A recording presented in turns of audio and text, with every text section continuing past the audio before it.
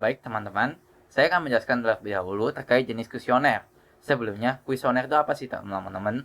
Yaitu biasanya kuesioner adalah kumpulan beberapa pertanyaan yang biasanya dikumpulkan untuk meneliti sesuatu hal, seperti itu ya.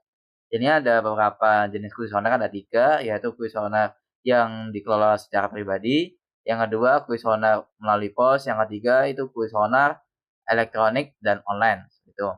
Yang pertama saya jelaskan terlebih dahulu yang terkait kuesioner yang dikelola pribadi. Bila survei dibatasi pada area lokal, cara yang baik untuk mengumpulkan data adalah dengan mengelola kuesioner secara pribadi.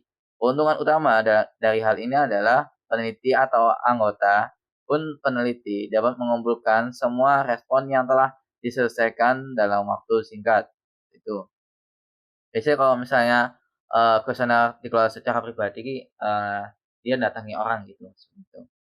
Iya, untuk ditanya-tanya. Tapi ya sedikit sulit, tapi, eee, untuk bertanya-tanya dia lebih fleksibel lah, seperti itu ya, teman-teman. Yang kedua, yaitu kuesioner melalui pos. Kuesioner melalui pos ini udah lama lah dilakukan sudah lama dengan kertas dan pensil yang dikirim ke responden melalui pos. Metode ini telah lama menjadi tulang punggung perusahaan. Jadi metode ini sudah ketinggalan zaman, sehingga kita harus beralih yang ketiga ini teman-teman. Yang ketiga adalah kuesioner terbaru, yaitu berbentuk elektronik dan online yang biasanya teman-teman menerima link dari teman kalian untuk meneliti suatu hal. Misal isi dong kuesioner ini yang berkaitan dengan hubungan ini, aku mau meneliti ini gitu. Biasanya mereka hanya kirim link dan kalian isi dan nantinya dari mereka bisa buka lewat link e-form seperti itu, dia lihat hasilnya dan merekap. Pedoman perancangan kuesioner. Prinsip desain kuesioner yang baik harus berfokus pada 3 area. Nah, yang pertama, berkaitan dengan rumusan pertanyaan. Lalu yang kedua, mengacu pada perencanaan isu-isu terkait bagaimana variabel-variabel akan dikategorikan, diskalakan, dan juga dikodekan setelah tanggapan diterima. Lalu yang ketiga, berkaitan dengan tampilan umum dari kuesioner tersebut. Prinsip penyusunan kata. Yang pertama, kesesuaian isi pertanyaan. Nah, sifat variabel yang disadap akan menentukan jenis pertanyaan yang diajukan. Jika variabel yang bersifat subjektif, misalnya seperti kepuasan dan juga keterlibatan. Nah, jika variabel objektif seperti usia dan tingkat pendidikan responden. Lalu yang kedua, bahasa dan kata-kata kuesioner. Pilihan kata akan bergantung pada tingkat pendidikan mereka, penggunaan istilah dan juga idiom dalam budaya, dan juga kerangka acuan responden. Misalnya, meskipun bahasa Inggris adalah bahasa lisan atau resmi dalam dua budaya, kata-kata tertentu mungkin asing bagi satu budaya, seperti misalnya masyarakat Indonesia yang cenderung memakai bahasa Indonesia. Nah, ini diisi dengan bahasa Inggris yang merupakan bahasa yang bukan bahasa resmi dari negara Indonesia tersebut. Lalu yang ketiga, jenis dan bentuk pertanyaan. Jenis pertanyaan mengacu pada apakah pertanyaan tersebut bersifat terbuka ataupun tertutup. Nah, bentuk pertanyaan mengacu pada apakah pertanyaan tersebut berstruktur positif maupun negatif. Yang keempat, yakni ada urutan pertanyaan. Nah, urutan pertanyaan ini dalam sebuah kuesioner harus sedemikian rupa sehingga responden diarahkan dari pertanyaan yang bersifat umum ke pertanyaan yang lebih bersifat spesifik. Nah, ke pertanyaan yang mudah ke pertanyaan yang lebih sulit atau lebih tricky lagi untuk menjawabnya. Nah, dalam menentukan urutan pertanyaan, sebaiknya jangan menempatkan pertanyaan yang bernada positif dan pertanyaan bernada negatif secara berurutan. Seperti nomor 1, 2, 2 ketiga gitu. Misalnya, menempatkan dua pertanyaan seperti berikut. Yang satunya setelah yang lain dan tidak hanya canggung tetapi juga dapat dianggap menghina seorang responden. Lalu yang kelima ada data klasifikasi atau informasi pribadi. Nah, dikenal sebagai informasi pribadi atau pertanyaan demografi, memperoleh informasi seperti usia, tingkat pendidikan, status perkawinan, lalu alamat rumah, pendapatan, dan lain-lain. Kecuali itu memang urgent atau benar-benar diperlukan. Nah, sebaiknya jangan menanyakan seperti nama responden. Namun, jika kuesioner harus diidentifikasi dengan responden karena alasan apapun, maka kuesioner dapat diberi nomor dan dihubungkan oleh peneliti dengan nama responden. Nah, dalam dokumen pribadi yang disimpan secara terpisah, Prosedur ini harus dijelaskan dengan jelas kepada responden.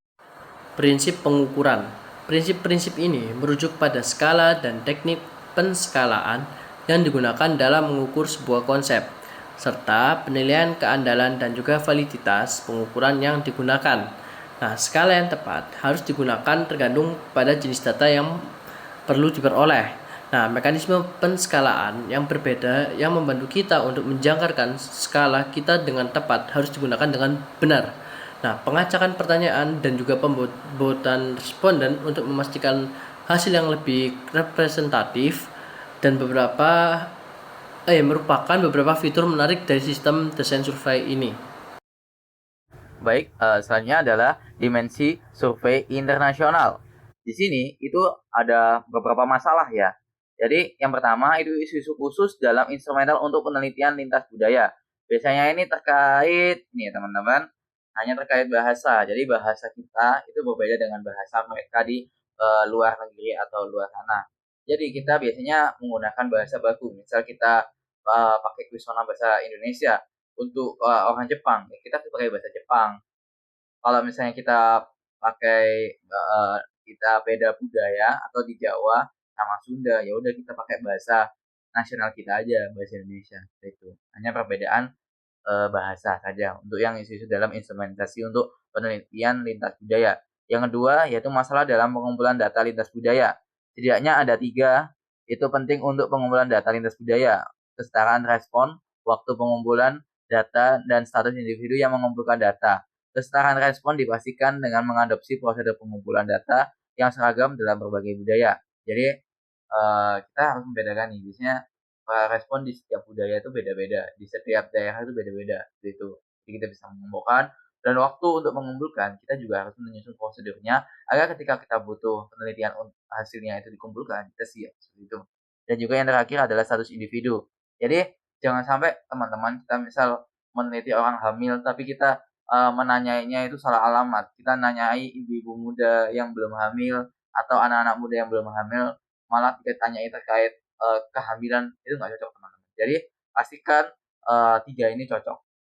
Sedangkan respon, waktu pengumpulan, sama terkait ini ya status individu. Baik, selanjutnya di sini ada tinjauan untuk beberapa metode pengumpulan data. Yang pertama ada wawancara tatap muka. Nah, metode ini menyediakan data yang lengkap karena menawarkan kesempatan untuk membangun hubungan baik dengan narasumber dan membantu untuk mengeksplorasi dan memahami isu-isu yang kompleks. Namun pada sisi negatifnya wawancara tatap muka berpotensi untuk menimbulkan bias wawancara dan dapat menjadi mahal jika melibatkan banyak subjek. Lalu yang kedua ada studi observasional. Ini membantu kita untuk memahami isu-isu kompleks melalui observasi langsung atau sebagai partisipan atau pengamat non-partisipan. Lalu kemudian jika memungkinkan kita mengajukan pertanyaan untuk mencari klarifikasi pada isu-isu tertentu. Data yang diperoleh kaya dan tidak terkontaminasi oleh bias laporan diri.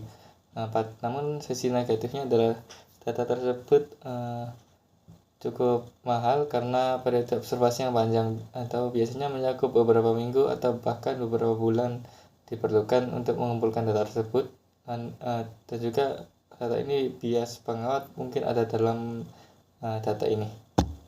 Lalu selanjutnya ada mengelola kuesioner secara pribadi kepada sekelompok individu. Membantu kita untuk yang pertama yaitu membangun hubungan baik dengan responden saat memulai survei, lalu yang kedua memberikan klarifikasi yang diminta oleh responden di tempat, dan yang ketiga mengeluarkan kuesioner setelah kuesioner diisi. Nah, dalam hal ini terdapat tingkat respons 100%. Namun sisi negatifnya adalah memberikan kuesioner secara langsung itu mahal, dan terutama jika sampel tersebar secara luas di geografis yang luas. Lalu selanjutnya ada multimode pengumpulan data.